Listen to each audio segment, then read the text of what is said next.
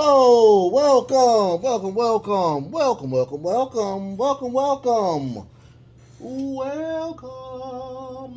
to WrestleCram. This is your boy, the host with the most, but humble.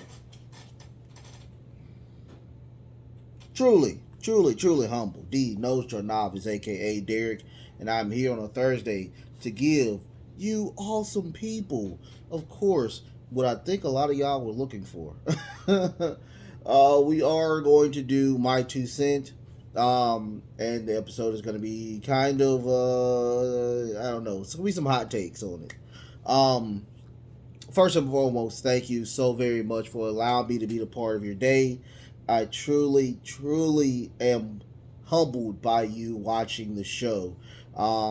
I mean, I don't know what more I can say about this. I mean, if you're an adult, I know that you got a lot going on in your life. I do know this.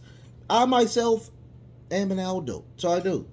Being an adult sometimes around this time is getting kind of crazy, kind of hectic.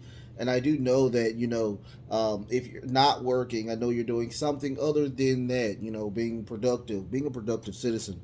After all of that stuff is done, you're still watching the show. And I thank you so much for watching the show. Truly, without you guys, it would not be me. We're going to continue to rock this until the wheels literally fall off the wheels. And when the wheels fall off, we're going to push this bad boy until we get done. That's some sweet tea. Go Astros.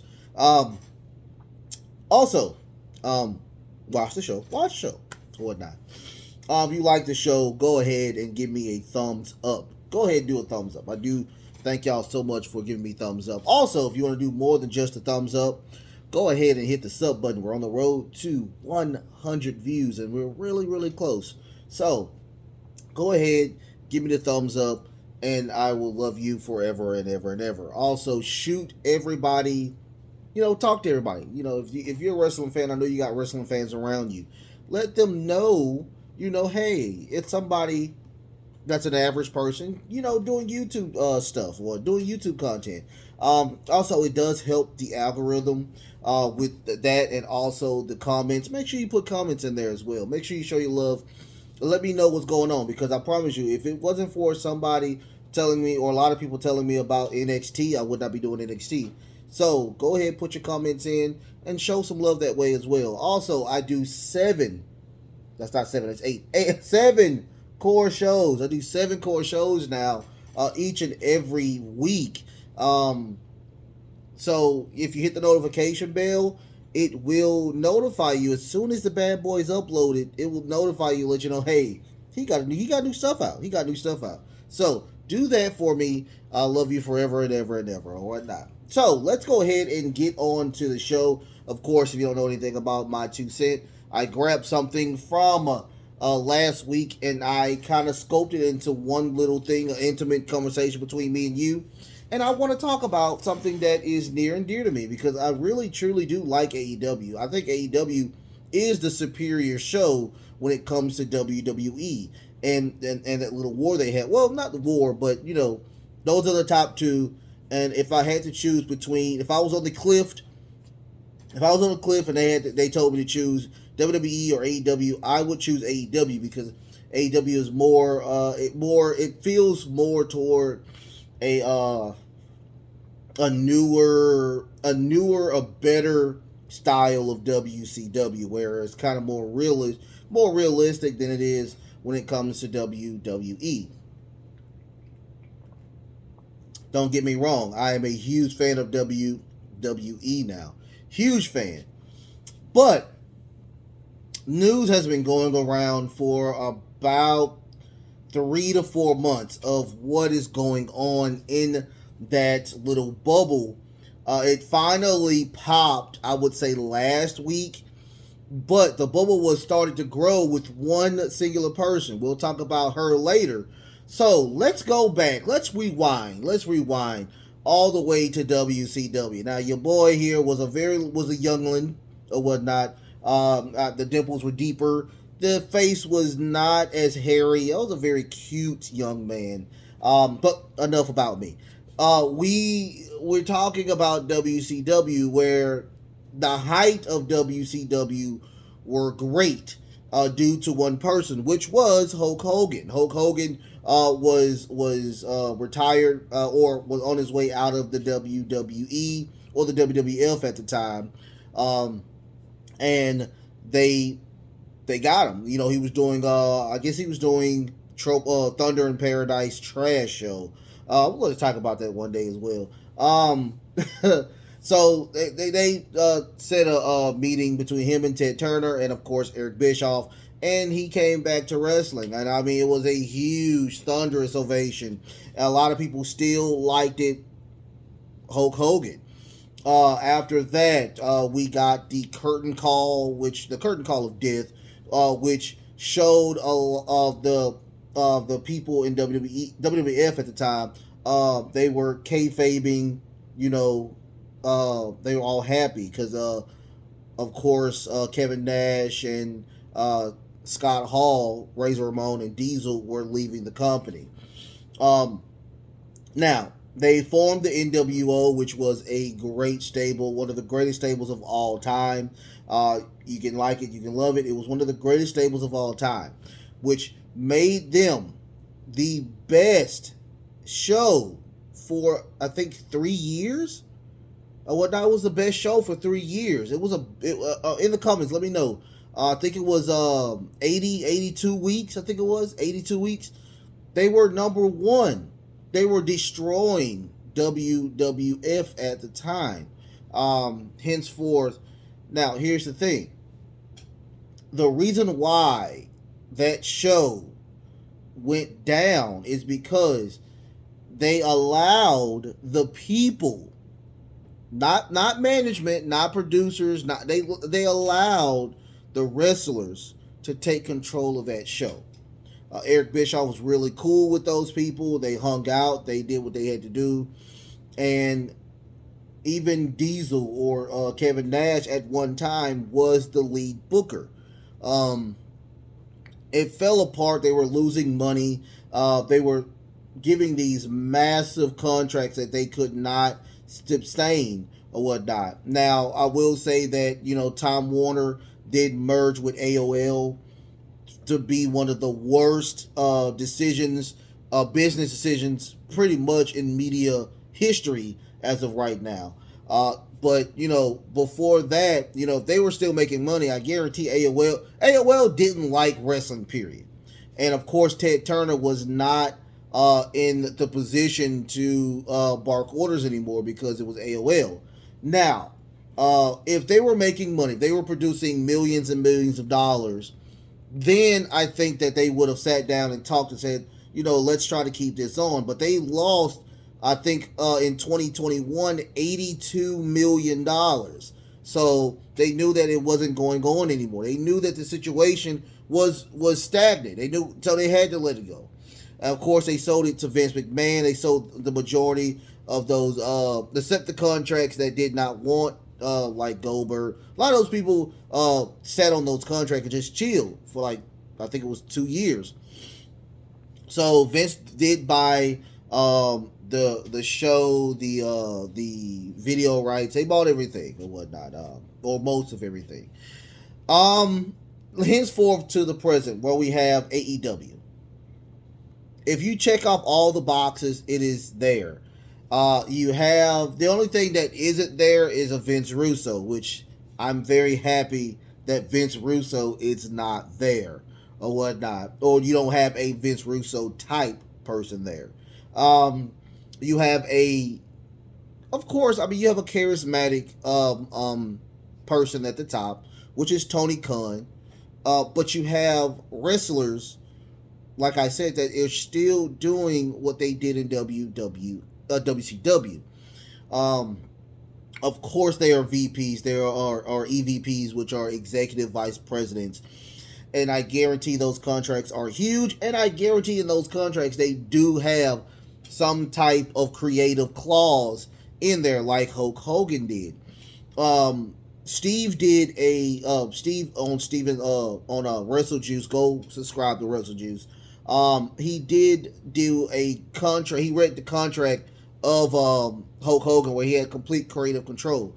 I think that he has some type of. I think the VPs, which are the Young Bucks, Hangman Page, and of course Kenny Omega, Cody Rhodes is not there anymore, do have some type of clause that they have some type of creative control. Um, and if you look at it, it looks kind of like the structure of WCW in a little bit, and I'm not feeling it to the curtain to the certain extent, and I'll talk about that at the end of what I'm saying. Now let's go back to the person who started to blow that bubble or whatnot. This was Big Swole. Big Swole was let go. Well, she wasn't let go of the company. Her contract expired, and she had a lot to talk about. She talked about that, there are not a lot of diversity in the management area. Also, they don't really do a lot with the women. Also, there's not a lot of stories. If you don't make your own stories, then you are bound to fail. And of course, Tony Khan came in and said, "Hey, that's not true. That's not true at all. I love Big Swole," which is I'm being sarcastic now. He came in like a little 4-year-old and started shitting on Swole or whatnot. So that was the first part of what happened. After that, we got Leo Ruff or whatnot. He started talking about the company as well and how not diverse it is, and the VPs are pieces of garbage or whatnot. After that, it kind of switched down a little bit. One of your EVPs leaves the company. Cody Rhodes, I think, was his closest EVP. I think he was one of the guys who are actually keeping the company afloat. He leaves the company. A lot of people say he left because he did have a child, a daughter, and he needed stability. I guarantee that AEW is stable or whatnot. They just did another contract extension. So I guarantee that it's stable, but it just seems like something isn't right when it comes to Cody leaving. After that, and he still hasn't talked about it. He still has not talked about it. He's still cool with everybody over there. Matter of fact, Cody did go to Sammy Guevara's wedding and Ty Conte's wedding. Now, here's the thing. After that, now we're getting more and more and more of people not feeling what's going on. Miro is not feeling it. Andrade isn't feeling it. There's a lot of people that are going on. And even if you watched the first 20 minutes of AEW, it just seemed kind of cringy, kind of awkward. I don't know if this is a work or a shoot. It's just that good, but it just seems like it's something between Hangman Page and Phil Brooks, which is CM Punk. All I can say is that if this is a work, god dang, this is a work. Now, I also will go to, of course, Jim Cornette. Jim Cornette he's been with this for a long time. If you want to respect three people you can respect or whatnot. You can always respect Jim Cornette, Dave Meltzer, and to me, I think you can respect Bruce Pritchard, those three or whatnot. Even though a lot of people don't like Bruce Pritchard, I would respect those three people. And you can throw Eric Bischoff in there as well. So, here's the thing. If you look at it, it just looks like if they can't get their shit together, it will go down just like WCW did. But Vince is not going to buy it. Now, here's the thing. There are a lot of rumors where I'm hearing, and other people are hearing in the dirt sheets, that the EVPs are pretty much running the ship. Now, Tony Khan is the top man in the ship, but the VPs are doing their thing. Now, here's the thing. We know without a doubt that AEW is not filling the women's division. We see that on a regular basis. Even if you have a bad match on WWE, you will have at least 2 to 3 matches on WWE programming. Plus, you will have also promos upon promos, video packages. You will see a lot of women. Now, if you had a pie chart, I will say it is literally 40% women and 60% men, or probably, I would say 70-30 or whatnot. Or probably like 65-35 or whatnot. It would be like something like that in that little area. In AEW, if you look at that same pie chart, it is like literally 90-10 or whatnot. I don't know what it is in that division, why they are not filling the women's division, which I think is a really good division, but you do not see a lot of things in that women's division, or you don't see a lot of promos, you don't see a lot of matches, you don't see a lot of stuff on the promos. You truly have some really great people there. Thunder Rosa, I think, is really good. I think she's really, really good. She's frustrated with the company as well. You got Jade Cargill, who I think is probably one of the greatest champions in all of wrestling right now. She's the hottest thing in sports wrestling now.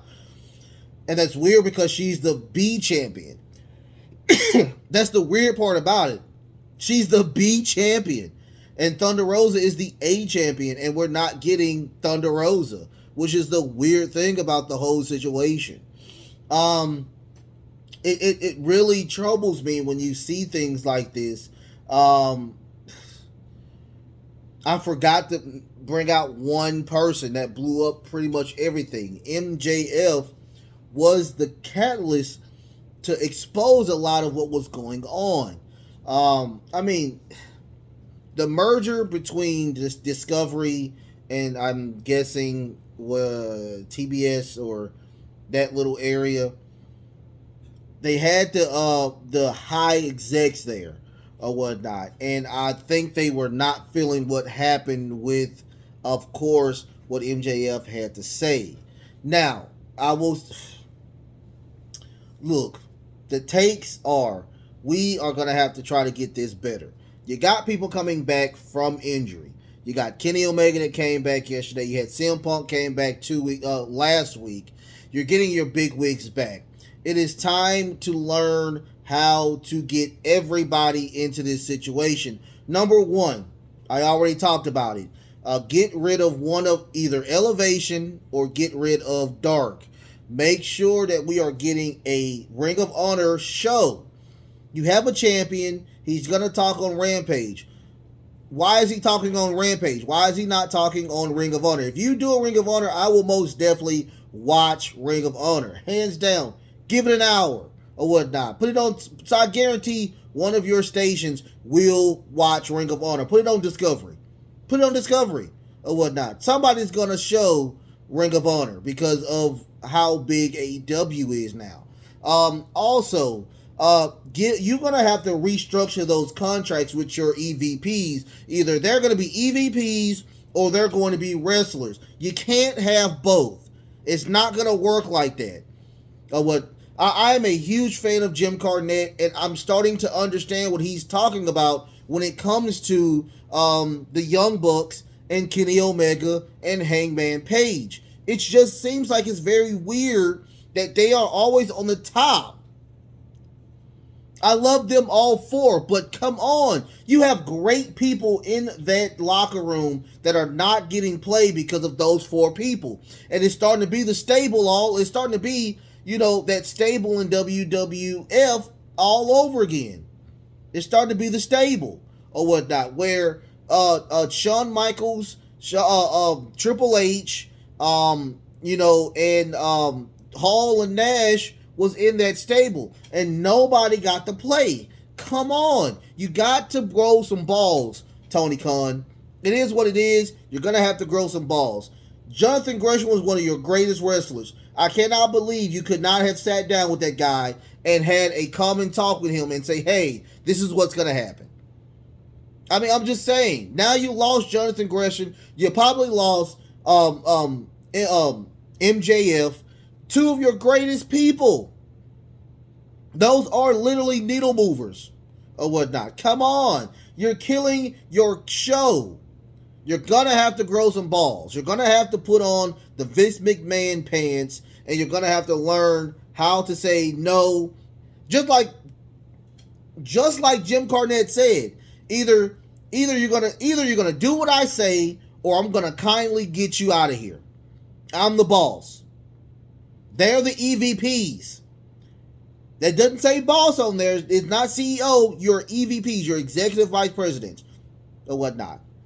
So restructure those contracts so you have creative control, because I guarantee your hands are tied. Once again, I respect the Young Bucks. I think the Young Bucks do a great job. I also liked the reign of Adam Page. I also really, really like Kenny Omega. It just seems like something is not right with that company, because we're continuously seeing drama. We're continuously seeing people voicing their opinion on what's going on. Get your women division right. I'm going to keep saying this until the wheels fall off. Get the women division right. Kenny Omega, you are over the women's division. Apparently, you're not doing a good job. You have two champions. We rarely see Thunder Rosa. We only see Jade Cargill on the TBS, even on the TNT show. She's the TBS champion, but she's rarely on the show. I'm not understanding the depths of what's going on. We have to understand where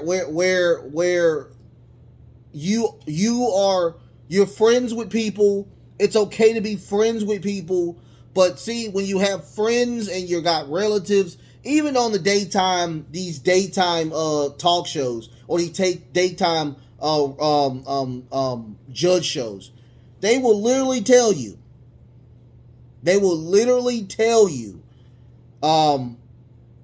Do not go into business do not do business or go into business with relatives, because it's going to crash and burn. You can have friends. We're not telling you not to have friends, but you have to put your big boy pants on. You are a multi-billionaire, or your father is a multi-billionaire. We got to do better than this. This is getting old. I truly think the golden age of wrestling can and will happen, but it's not on WWE. It's on you. It's truly on you. You are the number 2 person in the driver's seat, even though that doesn't sound right. But you're in the number 2 car. We need you to drive the car right. The way it's looking, WWE is back in the number 1 seat, and they have full authority over it. It's okay to be the second best wrestling promotion in America. It's okay. You just got to do better than what you're doing. What do y'all think? Like, share, subscribe, leave comments or whatnot. Send it over to people you like, send it over to people you don't like. Also, mental health is a thing, you guys. Mental health is a thing. Make sure you're taking care of yourself. You can't take care of other people unless you take care of yourself. Also, practice social distancing. Please practice social distancing. Also, if you can, wear a mask. If you're healthy enough, please go get vaccinated. It helps yourself, but everybody else around you as well.